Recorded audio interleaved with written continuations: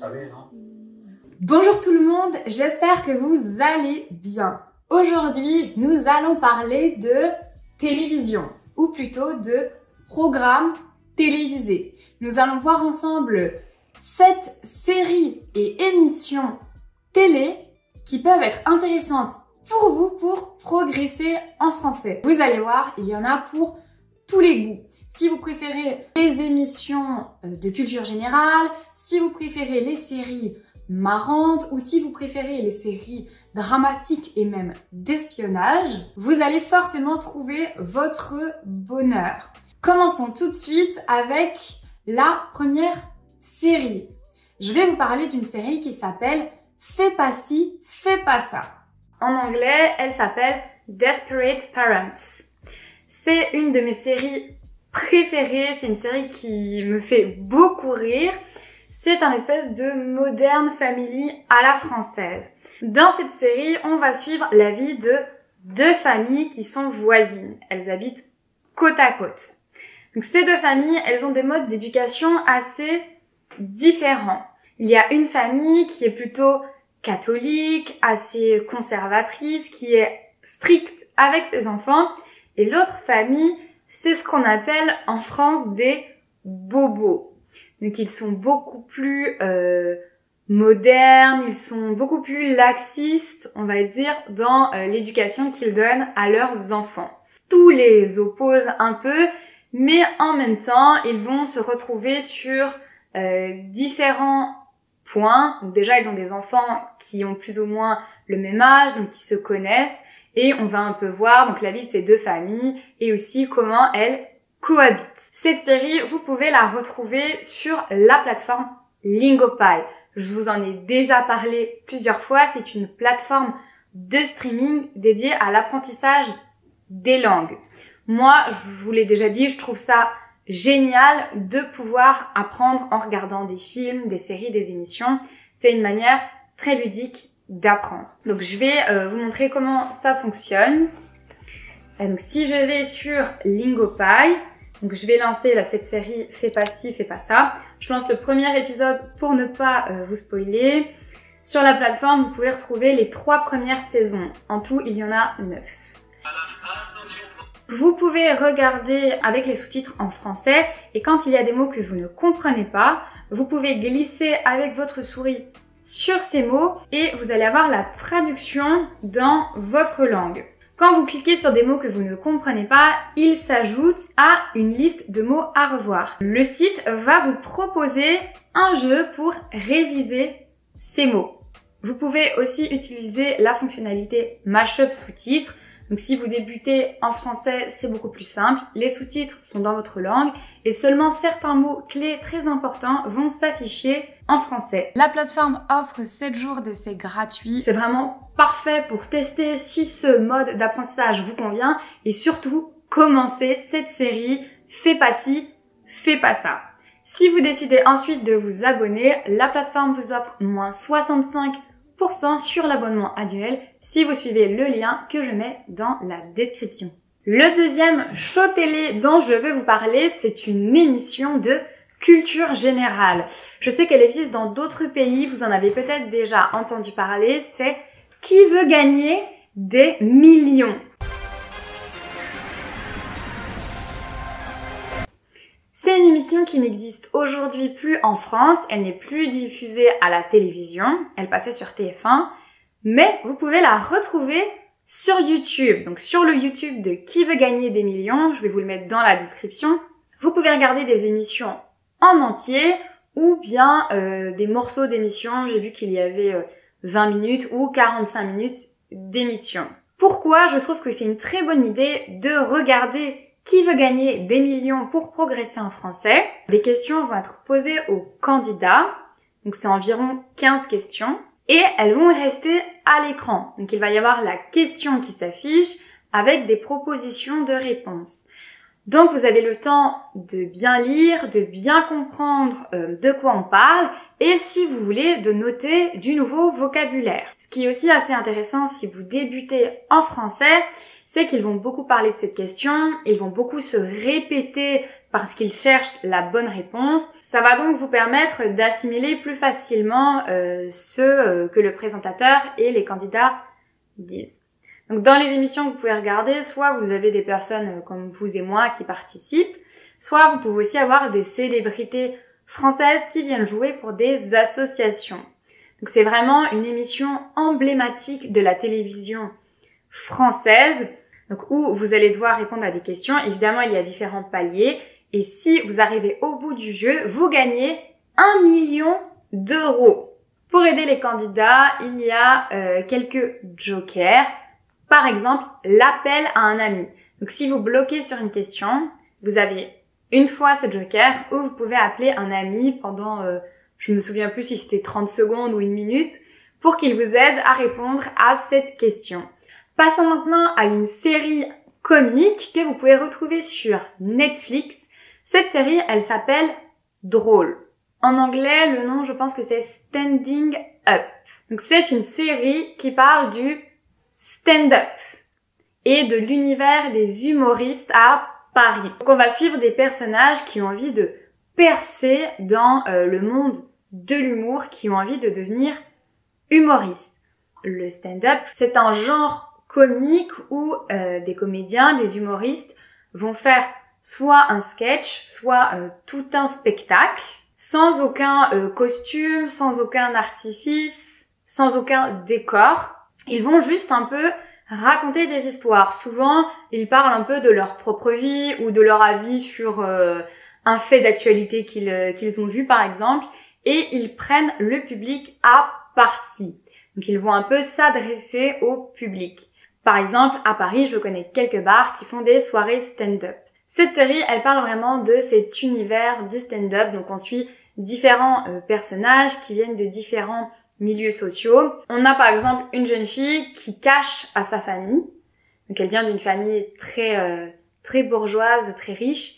Elle leur cache qu'elle a commencé le stand-up et elle va se lier d'amitié avec un garçon qui vient plutôt de la banlieue, donc d'une famille assez pauvre. Le registre de langue de cette série, c'est plutôt du langage familier, même du langage argotique qui vient de l'argot. Donc ça peut être très intéressant pour vous, surtout que cette série, elle est sortie cette année, en 2022. Donc on va vraiment un peu entendre du vocabulaire aussi qui est un peu à la mode en ce moment, en tout cas à Paris et sûrement dans les grandes villes de France. Quatrième série dont nous allons parler aujourd'hui, elle s'appelle Plus belle la vie. Peut-être que vous en avez déjà entendu parler.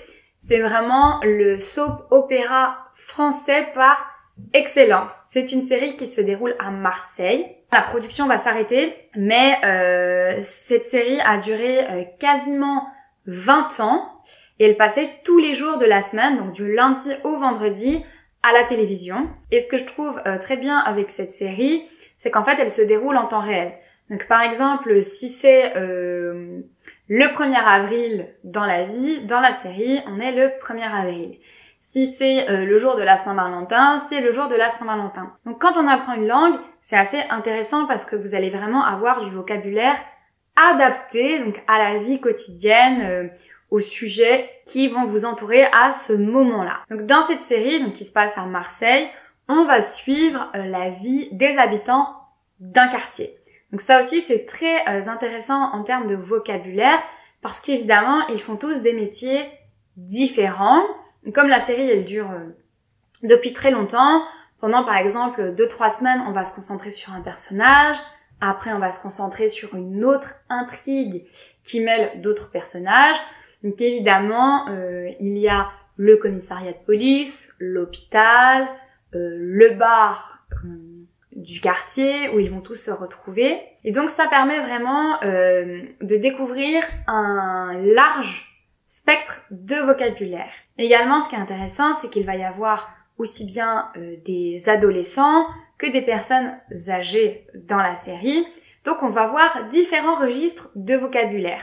Plutôt du vocabulaire d'argot, quand on va suivre les personnages adolescents qui vont à l'école. Et quand on va suivre des personnes plus âgées, on va avoir un langage plus soutenue. Donc c'est vraiment intéressant pour vous. Si vous décidez de commencer cette série, vous n'avez pas besoin d'aller regarder les épisodes d'il y a 20 ans en arrière. Donc évidemment, les intrigues, elles sont assez simples. Vous pouvez commencer cette série à peu près n'importe quand.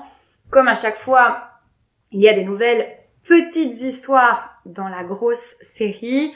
Vous pouvez commencer quand vous voulez. Comme je vous disais, cette série, elle arrête sa diffusion le mois prochain, mais vous avez de nombreuses plateformes en ligne qui la proposent en replay, donc vous pouvez la voir. Parlons maintenant d'une émission télévisée que j'adore, qui est toujours en cours, donc elle revient chaque année plus ou moins vers janvier-février.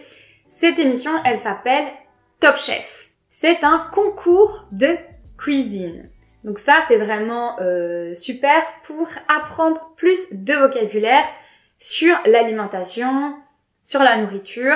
Donc le principe de l'émission, c'est qu'il y a 3 ou 4 brigades, donc des équipes de cuisiniers, qui vont être coachés par un grand chef très connu en France. Les participants, ce ne sont pas des débutants en cuisine, ce ne sont pas des amateurs, mais ce sont des gens qui travaillent déjà dans le milieu de la restauration. Donc soit ils ont leur propre restaurant, soit ils travaillent pour des chefs. Chaque année, il y a des participants qui viennent de toutes les régions de France. Donc ça, pour vous, c'est très intéressant parce que vous allez pouvoir entendre les différents accents ou même les différentes expressions régionales. Je pense qu'il faut quand même avoir un petit niveau en français pour bien pouvoir tout comprendre parce qu'ils parlent aussi très vite. Comme ils sont souvent pressés, ils doivent faire leur plat rapidement.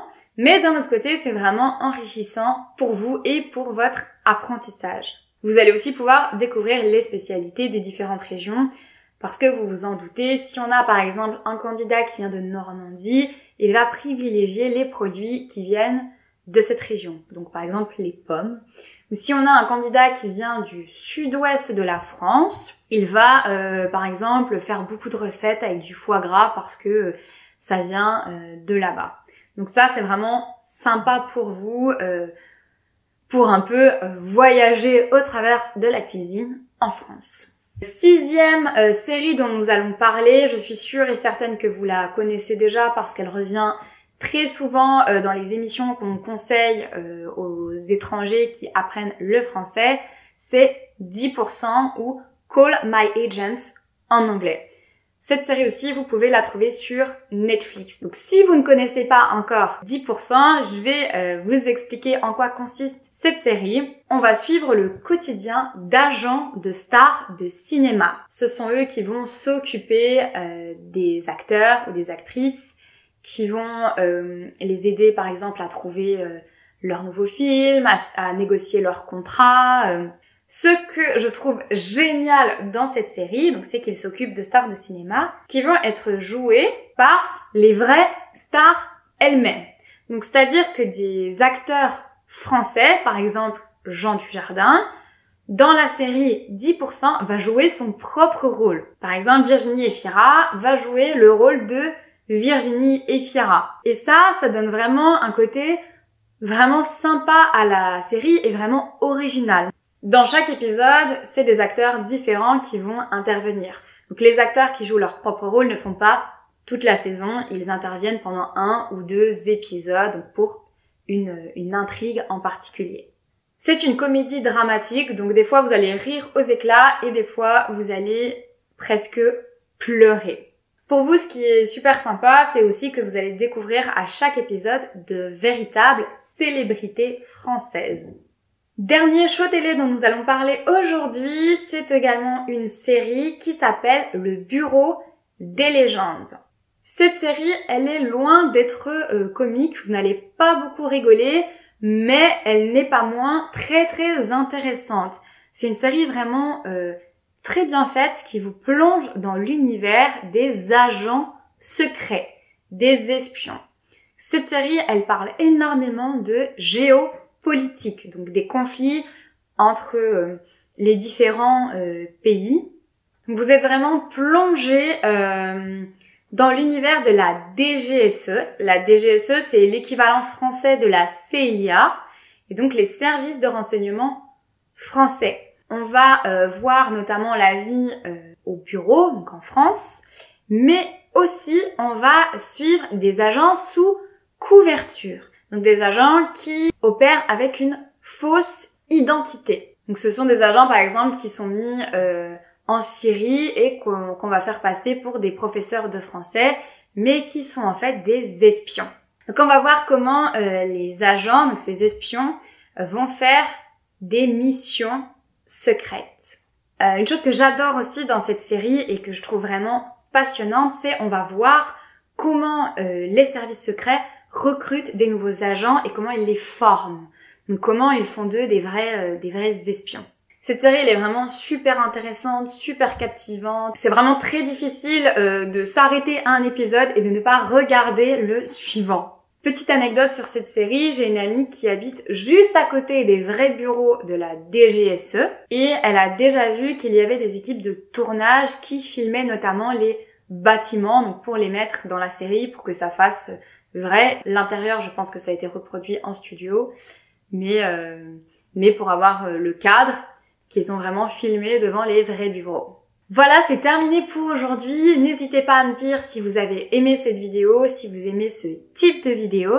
Surtout, mettez en commentaire s'il y a d'autres émissions télé ou séries télé françaises que vous aimez et surtout qui vous ont aidé à progresser en français. Je vous dis à très bientôt et de mon côté, je vais aller regarder un petit épisode de série, je pense.